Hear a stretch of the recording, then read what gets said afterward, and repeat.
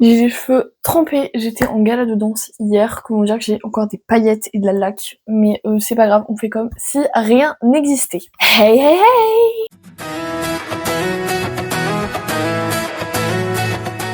J'espère que vous allez bien, moi ça va super méga giga bien. On se retrouve encore et toujours pour un point lecture. Il m'en manque 2 et je suis enfin à jour dans mes lectures. Il faut dire que j'avais un mois de mars très prolifique et que j'avais pas eu le temps de vous tourner les points lecture en question. Bref, on se retrouve pour le point lecture d'avril, le seul et l'unique. Je n'ai lu que 2 livres au mois d'avril. Ce sera un point lecture très axé romance historique. On commencera avec Mrs Stafford et le capitaine Conrad de Ellie Grims chez Le Livre de Poche. Et on continuera avec le tome 2 des 4 soldats de Elizabeth Hoyt chez J'ai lu. Je vous propose qu'on tergiverse pas plus. On y va, c'est parti!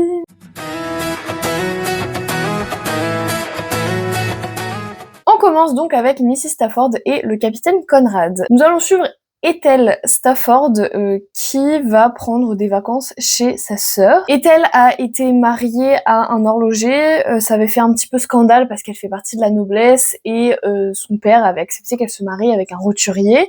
Sauf que cet homme est mort d'une maladie et donc depuis c'est clairement le cliché de la vieille fille endurcie, de la tante riche mais qui n'a pas de mari, qui prend des amants, ce genre de choses. De l'autre côté, nous allons avoir le cousin du beau-frère de Ethel, donc le cousin du mari de sa sœur, c'est assez compliqué mais vous voyez un peu qui est le capitaine Conrad, qui revient de mission et qui ne va pas tarder à prendre sa retraite. Il faut savoir que Ethel, elle publie des romans sous un pseudonyme, bien entendu. Ils vont se retrouver à un espèce de week-end organisé par la sœur de Ethel et donc son mari, le cousin du capitaine. Et avec plein de beaux mondes, hein. Vraiment il y a beaucoup de mondes différents à cette espèce de week-end / semaine, parce que ça dure vraiment très longtemps. Et en gros, Ethel, qui publie ses romans sous un faux nom, va entendre au détour d'une conversation le capitaine Conrad dire que l'autrice de ses romans, elle est un petit peu ridicule parce que ça se voit qu'elle ne connaît pas les relations avec un homme et que elle essaye de... Enfin, en fait, elle fait du très faux parce que ça ne marche pas comme ça la sexualité. Ethel va très mal le prendre et va s'en suivre des espèces de joutes verbales entre les deux et un jeu de séduction / sexualisation, un jeu de désir, voilà, c'est vraiment ça le terme. Je vais pas vous en raconter plus, pourquoi ? Parce que c'est un roman qui est très court et à l'intérieur vous n'avez pas tant d'intrigues que ça, à part le fait que Ethel va se prendre divers amants avec le capitaine Conrad au milieu pour lui apprendre en gros la sexualité. C'est globalement ça l'histoire. Vous avez une espèce de mini-enquête au milieu parce qu'en fait dans la propriété de la sœur d'Ethel et son mari, ils vont découvrir une cabane avec à l'intérieur des livres et des mots écrits, des mots un petit peu secrets, etc. Donc il va y avoir une espèce d'enquête pour savoir qui était dans cette cabane, est-ce que c'était des amants, est-ce que c'était des époux légitimes, enfin, voilà.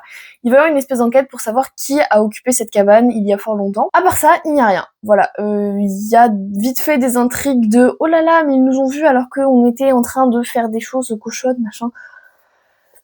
C'était clairement pas une réussite ce livre. En termes d'univers, je me trouve beaucoup trop gentille dans La vie rédigée il y a de ça un mois je pense. En gros, le fait que Ethel écrit des livres, ça passe clairement au second plan, c'est juste une manière de lancer l'espèce de joute verbale avec le capitaine Conrad et de lancer en fait clairement des parties jambes en l'air à non plus finir. J'ai mis la phrase « Ethel se tape toute la réception de sa sœur » et c'est pas faux non plus. Je crois qu'elle a 2 ou 3 amants. Je dis pas que c'est... Je suis pas en train de critiquer le fait d'avoir plusieurs amants parce qu'on est au XXIe siècle et encore heureux qu'on a le droit de faire un peu ce qu'on veut de son cul. Ce que je critique, c'est que ça serve de base à une histoire qui est inintéressante sans ça. C'est clairement, le fait que Ethel écrive des romans, c'est passé clairement au second plan, on n'en apprend pas plus, comment est-ce qu'elle a été éditée, sous quel nom elle écrit, enfin voilà. On en reparle à la fin, comme quoi elle a publié un second roman, bah super, c'est cool ma sœur, mais on s'en fout quoi, clairement on nous en parle absolument jamais dans le roman. Et j'ai dit que c'était pas mal parce qu'on voyait l'envers d'un décor un peu trop lisse de la haute bourgeoisie anglaise. Ça sert juste d'excuse en fait à un roman libertin, c'est clairement ça, c'est une excuse pour que Ethel aille baiser à droite à gauche. C'est clairement ça. Elle se fait toute la réception de sa sœur, tous les hommes disponibles, elle se les fait. Voilà. C'est clair. Au-delà, après, elle se tape qui elle veut, sauf que dans un roman, j'ai pas que ça à foutre que de regarder ça, mais bref. Surtout que, en plus de ça, elle est jalouse, parce que y a des femmes qui tournent autour du capitaine Conrad, sauf que ma chérie, quand tu t'es fait sauter par quelqu'un d'autre, tu ne fais pas la jalouse. Tout simplement. Bref, donc ça déjà, bon...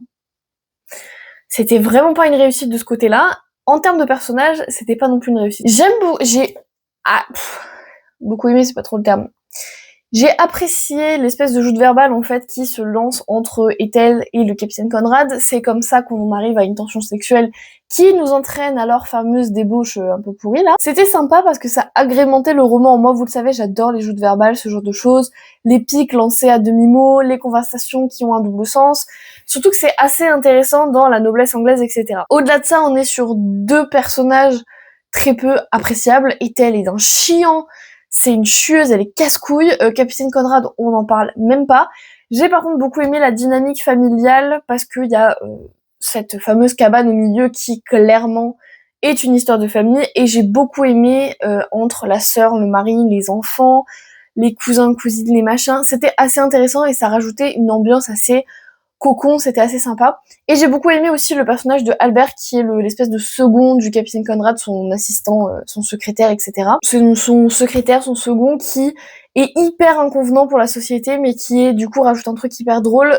Ethel va se le taper, voilà, c'est un semi-spoil mais honnêtement je sais pas si c'est vous spoiler que de vous parler du fait du nom des mecs qu'elle se tape, bref. C'est très con de présenter ça comme une romance historique sachant qu'il n'y a pas d'amour. Il n'y a pas d'amour entre les deux. En fait, après, le livre que je vais vous présenter après, je peux vous assurer qu'il n'y a pas d'amour entre les deux, c'est impossible, c'est pas une romance historique, c'est un roman libertin. C'est un liaison dangereuse, c'est un Emma de Jane Austen, c'est les liaisons dangereuses, on peut pas dire qu'il y a de l'amour entre les deux. Ils couchent ensemble, ils se marient jamais, ils s'avouent jamais leur amour ou je ne sais quoi. Ou alors si c'est fait de manière très maladroite et on sent que c'est juste forcé pour en faire une romance. C'était vraiment pas terrible. Le seul truc qui rattrape le niveau, c'est vraiment cette intrigue autour de à qui appartenait la cabane, à qui appartenaient les livres dans la cabane. C'était intéressant et en plus de ça, c'était pas trop mal amené, c'était super sympa. Et la conclusion de fin, en fait, le dénouement de cette intrigue et ce que ça amène, c'était assez intéressant. C'est les seules choses qui étaient intéressantes dans ce roman, très honnêtement. Je ne peux pas qualifier ça décemment de romance, il n'y a pas de romance, il y a juste du sexe, simplement. Ça ne me dérange pas en soi, voir une héroïne libérée, ça fait du bien de temps en temps. Là, c'est peut-être un peu trop, parce que clairement, c'est même plus libéré, c'est vraiment... En gros, elle fait ce qu'elle veut à l'époque. Oui, bah bien sûr, on y croit vachement. Mais en plus de ça, c'est présenté comme une romance. Ce n'est pas une romance. Je me demande à quel moment on voit la romance. C'est pas parce qu'ils s'avouent leur amour que c'est une romance, hein. Je suis désolée, déjà parce que même s'ils s'avouent leur amour, il se passe rien d'autre. Enfin voilà, c'est super, on sait qu'on s'aime, mais voilà. Et la fin surtout, c'est hyper bizarre comme fin parce que c'est impossible à l'époque où c'est... En fait, de ce qu'on nous explique de tout le roman, encore, ce serait une époque parallèle, une histoire parallèle, ouais. Mais de ce qu'on nous explique, c'est une époque réelle qui a existé et la fin n'est absolument pas possible en fait, tout simplement. Le dénouement de leur relation n'est pas possible, tout simplement. C'est un roman de libertinage du 18e, 19e siècle. C'est un liaison dangereuse à la version un peu moderne parce que ça n'a pas été écrit à l'époque. C'est tout. Ce n'est pas une romance historique, certainement pas. Et si vous lisez ça pour une romance historique, pas du tout. Il y a des scènes de sexe à chaque page. On souffle. Ensuite, nous allons parler des 4 soldats, le tome 2. Alors, si vous n'avez pas vu la vidéo de la semaine dernière, j'essaierai de vous la mettre dans le petit i, il faut que j'y pense. Je vous ai parlé du tome 1. Donc en gros, nous étions avec un ancien général de l'armée anglaise qui a combattu aux États-Unis pendant la guerre d'indépendance des États-Unis. Et en gros, il y a eu un massacre qui s'appelle la tragédie de Spinner Fall, c'est comme ça qu'on l'appelle dans le roman. Et c'est un ancien, je ne sais plus quel poste, bref. Et en gros, il est persuadé qu'ils ont été trahis, c'est absolument impossible que les Français sachent où était placée l'armée anglaise, etc. Parce qu'en plus, c'était quelque chose de très secret, enfin voilà, il y avait que les gradés qui étaient au courant, et donc il est persuadé de ça. Dans le tome 1, il va se relier d'amitié avec Jasper Vale, qui est un lord anglais qui a lui aussi combattu dans l'armée, qui était fiancé à Emmeline, l'héroïne du tome précédent, et donc il y a eu un peu des histoires et tout ça. Là, nous allons suivre Jasper Vale, et quand on arrive, il était sur le point de se marier à une jeune fille, somme toute, complètement bête, mais soit, vraiment, elle est stupide, et c'est fait exprès, je pense. Sauf que cette dernière l'a trompé, et va se marier avec un autre, mais elle lui dit devant l'hôtel, avant d'aller à l'hôtel, juste avant, vraiment le moment juste avant. Donc Jasper Vale est un peu désespéré parce que c'est vraiment un énième échec après la tragédie Emmeline, parce que clairement il l'a perdu au profit de son ancien ami Samuel. Sur ces entrefaites arrive Mélisande. Mélisande était la meilleure amie d'Emmeline et c'est une personne... C'est un personnage qui est très terne et à la fois très rationnel. C'est vraiment un peu cliché voilà. Elle s'habille en couleur très terne, elle s'habille en marron, en gris, alors que la mode de l'époque, c'était clairement la couleur et le but était de se montrer. Elle, non, elle refuse catégoriquement. Elle est très rationnelle. Quand Emmeline faisait des conneries avec Sam, elle était clairement là à lui dire « Mais est-ce que tu prends tes précautions? Mais est-ce que tu fais ça? Fais attention, machin. » Et donc Mélissande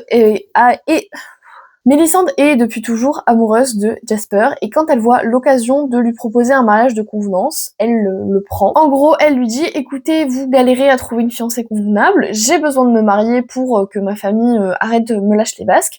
Marions-nous et voyons comment se passe la vie ensemble. » On assiste au mariage, etc. et l'histoire suit son cours à partir de là.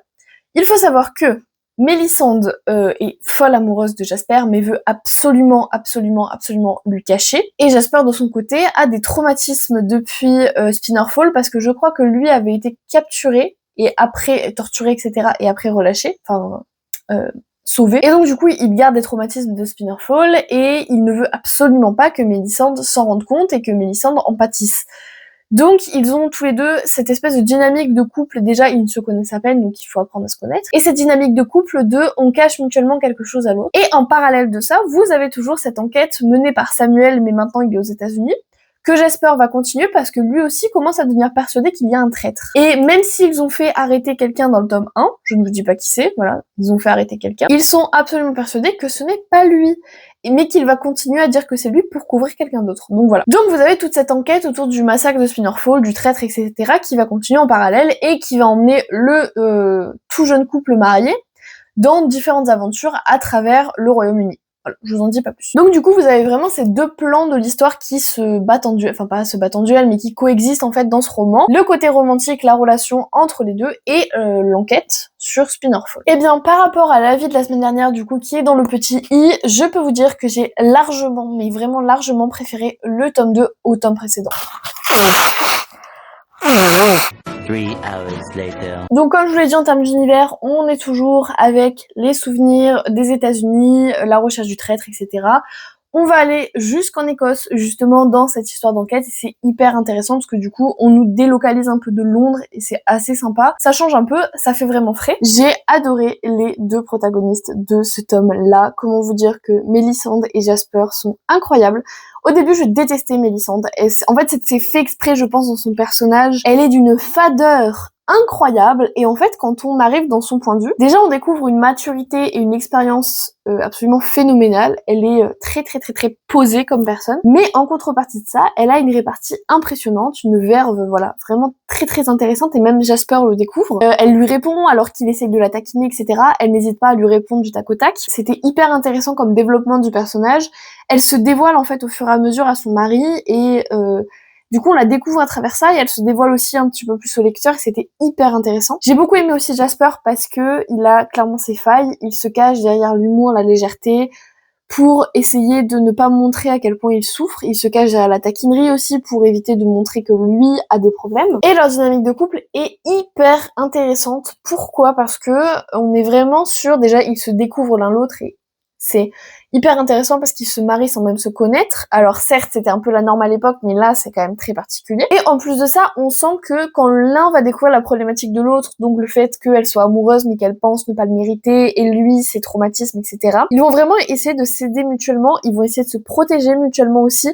Jasper va absolument protéger Mélissande, mais on se demande si la rhétorique n'est pas inversée, dans le sens où en fait, c'est clairement elle qui va le protéger lui contre ses démons, qui va essayer de l'aider à lutter contre ses démons. C'était vraiment une dynamique de couple très mignonne. Quand il commence à développer aussi des sentiments, c'était adorable.